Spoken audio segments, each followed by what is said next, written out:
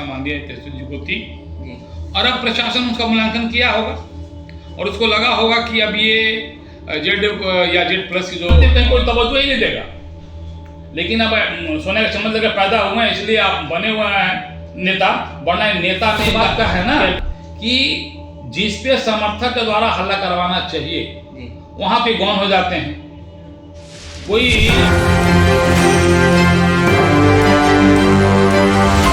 नमस्कार, आप देख रहे हैं एक न्यूज 24। मैं मनीष आपके साथ। तेजस्वी यादव का सिक्योरिटी घटा दिया गया, जबकि जेड प्लस सिक्योरिटी था उसे वाई प्लस सिक्योरिटी कर दिया गया। इस पर खास बातचीत करने के लिए हमारे साथ बीजेपी के प्रवक्ता सुनील सेवक जी हैं। कैसे देखते हैं सर इसको?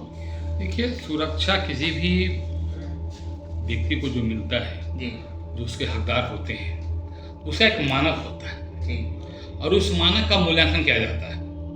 स्वाभाविक रूप से हर परिवेश में उसका मूल्यांकन होता है, और जब जैसा लगता है प्रशासन को उस तरह की सुविधा मुहैया कराई जाती है। कल तक जेड प्लस या जेड की सुरक्षा, जेड श्रेणी की सुरक्षा मान दिया तेजस्वी जी को थी, और अब प्रशासन उसका मूल्यांकन किया होगा और उसको लगा होगा कि अब ये जेड या जेड प्लस की जो सुरक्षा इनको मिल रही थी अब इनके साथ वो अनिवार्य नहीं है, तो उसने वाई कैटेगरी की सुरक्षा इनके काम किया होगा। लेकिन सुरक्षा तो इनको मिल ही रही है, विपक्ष के नेता हैं, स्वाभाविक रूप से उस नाते भी इनको सुरक्षा मिल रही है, तो इस पर कोई चिल्पो करने की जरूरत है नहीं।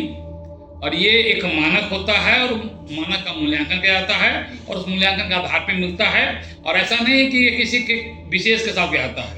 जो सत्ता पक्ष के लोग हैं उनमें भी आपने देखा होगा कि कभी किसी को वाई मिलता है, कभी जेड मिल जाता है, फिर उनके पास वाई मिल जाता है। तो वो मानक के अनुसार जो मूल्यांकन होता है उसके अनुसार घटता बढ़ता रहता है। ये नई बात नहीं। उनके जो समर्थक हैं, कार्यकर्ता, वो कह रहे हैं कि हमें परेशान करने का कोशिश किया जाए। देखिए, समर्थक तो हल्ला करेंगे, ये हल्ला वो करवाएंगे ही, है ना। लेकिन दुर्भाग्य से बात का है ना कि जिस पे समर्थक के द्वारा हल्ला करवाना चाहिए वहां पे गौन हो जाते हैं। कोई जनहित का मुद्दा लेकर कभी देखा है इनके समर्थक को हल्ला करते हुए, इनको हल्ला करते हुए? नहीं देखा होगा। व्यक्तिगत स्वार्थ के लिए जरूर हल्ला करवाते हैं, हल्ला करते हैं। तो ये जो उनका व्यक्तिगत स्वार्थ वाली जो आदत हो गई है, अपने स्वार्थ में अंधा होकर सरकार के ऊपर दोषारोपण कर देना, यही आज इनको 25 सीट पर पहुंचा दिया। यानी कि आप ये कहना चाह रहे हैं कि वो व्यक्तिगत रूपों के लिए बस एकदम के लिए वो आते हैं, जनहित के लिए वो नहीं आते। विशुद्ध रूप से स्वार्थी व्यक्ति हैं ये स्वार्थ की राजनीति करते हैं। इनको जनहित की राजनीति करने का न कभी शौक रहा न भी करना चाहते हैं। ये तो कहिए कि सोने की चम्मच लेकर पैदा हुए, इसलिए इनको लोग जान भी गया। वरना ऐसे विचार वाले लोगों को तो राजनीति में कहीं कोई तवज्जो ही नहीं देगा। लेकिन अब सोने का चम्मच लेकर पैदा हुए हैं, इसलिए आप बने हुए हैं नेता। वरना नेता में इनका लायक इनमें कोई गुण नहीं है। ये एकदम विशुद्ध रूप से स्वार्थी व्यक्ति हैं, अपने स्वार्थ को देखते हैं। इनके लिए इनका जो समर्थक है ना, अगर उसकी भी जरूरत पड़ेगी तो वहां भी आवाज नहीं उठावेंगे, इतने बड़े स्वार्थी हैं। यानी कि वो सोने के चम्मच लेकर पैदा हुए हैं, लालू जी के बेटे, इसीलिए बिहार वाले जानते हैं। और क्या, अगर वो लालू के बेटा है तो तुमको कौन जानता जी? जो स्पष्ट है, क्योंकि इनके अंदर कोई ऐसी भावना है ही नहीं। इससे अच्छी भावना तो तेज प्रताप के पास है, जो कम से कम जनहित की वो बात उठाता है, जनहित की बात करते हैं। लेकिन ये तो एकदम स्वार्थी व्यक्ति है भाई। इसको केवल अपने स्वार्थ से चिंता है, अपना सब कुछ हो जाए उसी में इसकी भलाई है, दुनिया जाए भाड़ में। जब ये आदमी भाई और बहन को नहीं छोड़ सकता है तो भी समर्थकों को क्या बात करते हैं, जनता के लिए क्या करेंगे भाई? तेज प्रताप का आप लोग ये इस वजह से तो नहीं ना समर्थन करें क्योंकि वो हिंदुत्व का बात करते हैं? ऐसी कोई बात नहीं है। हम लोग व्यक्ति का समर्थन करते हैं, व्यक्ति का गुण का समर्थन करते हैं। ये पूरा बिहार जानता है कि तेजस्वी से लाख गुना तेज प्रताप अच्छे हैं। वो साफ हृदय का व्यक्ति हैं, वो सनातनी व्यक्ति है, वो जनहित की बात करते हैं।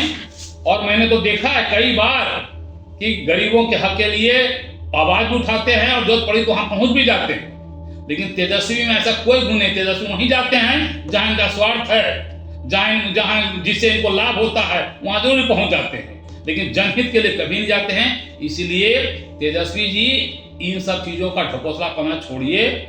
सुरक्षा मानक प्रशासन का काम है ना। और जब आप जनता के प्रिय ही नेता हैं तो फिर सुरक्षा किसका है तो भाई? काहे को सदर चिल्ला रहे हैं? जो सुरक्षा मिल रही उसी में काम कीजिए। इसलिए सुरक्षा बहाना मत बनाइए। आप कहिए ना आपको काम करने का मन नहीं है, आपको राजनीति करने का मन नहीं है, ये तो कहिए कि विरासत मिला हुआ है तो भंजाइए। जब तक भंजेगा, अभी तो 25 वर्ष सुनते हैं, ये आदत रह गई तो 5 मिनट रह जाइएगा। विपक्ष के नेता आप कह रहे हैं कि राजनीति कर भाई काहे को विपक्ष का नेता? भाई 242 में 25 सीट पर विपक्ष का नेता क्या मतलब हो गया? अरे तो सबसे बड़ी पार्टी 25 को ये रही है कि विपक्ष नेता हो गए, वरना कौन विपक्ष कोरोमी पुराने करने वाली स्थिति में है। देखिएगा ना, हाउस चलेगा ना 2 तारीख से, क्या इनका हक होता है? कहाँ रहते हैं ये? 2 दिन रहेंगे इनके हाउस में, हमको नहीं समझ में आता है। भागेंगे फिर कहीं घूमेंगे टहलेंगे, ये इनकी आदत है। चलिए, तो आपने सुना इनके प्रतिक्रिया को आपने सुना। बाकी इन्होंने अपना जो प्रतिक्रिया दिया इसको लेकर के आपका क्या विचार है कमेंट बॉक्स में जरूर दें। फिलहाल के लिए धन्यवाद। एक न्यूज़ 24 देखते रहें। मनीष कुमार।